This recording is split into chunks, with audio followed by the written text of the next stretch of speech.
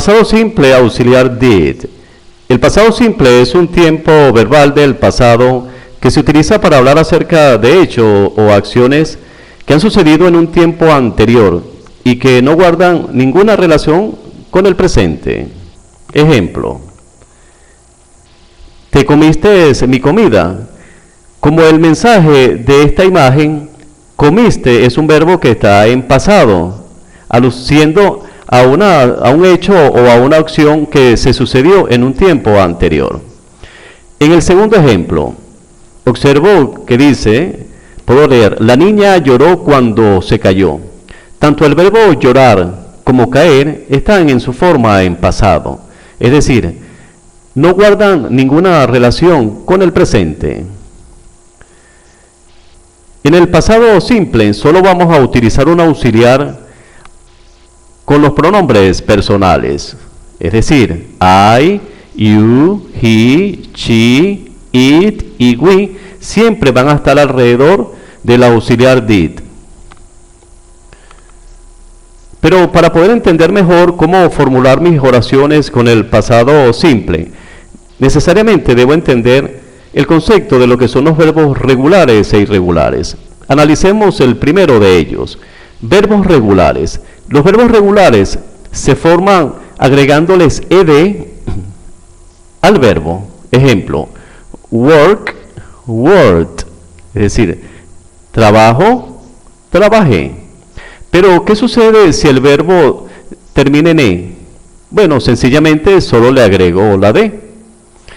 Vamos ahora a entender un ejemplo de los verbos irregulares.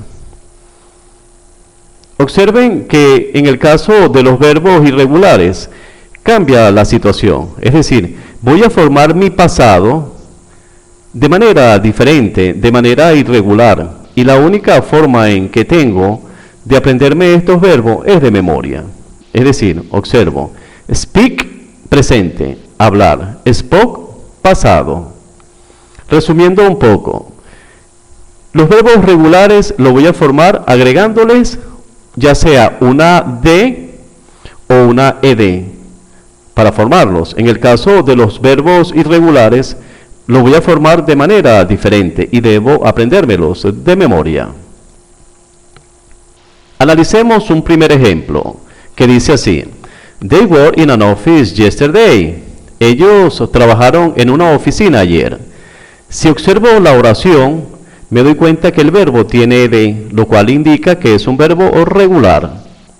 Si yo quiero pasar esta oración a su forma interrogativa, debo utilizar el auxiliar did como en este ejemplo, y coloco el resto de la oración, tomando en consideración que el verbo debo colocarlo sin la ed.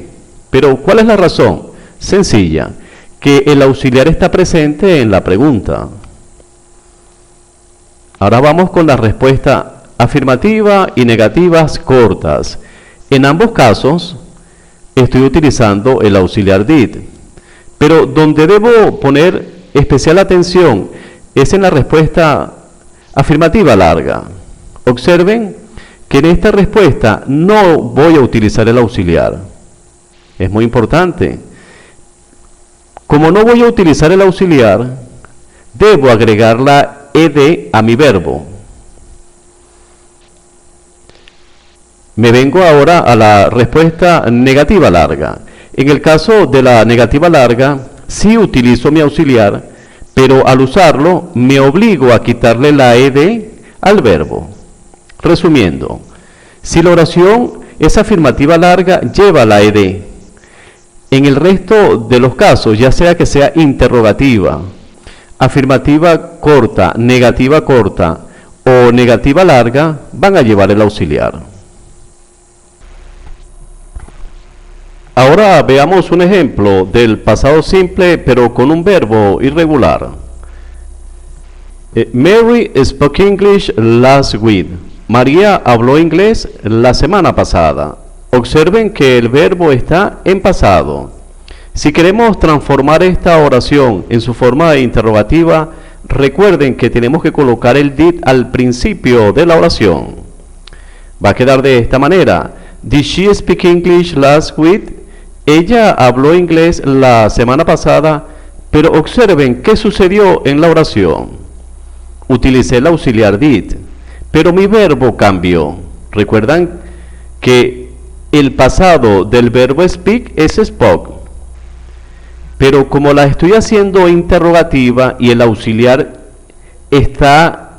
forma parte de la pregunta, debo colocar mi verbo en su forma base, es decir, en presente, speak.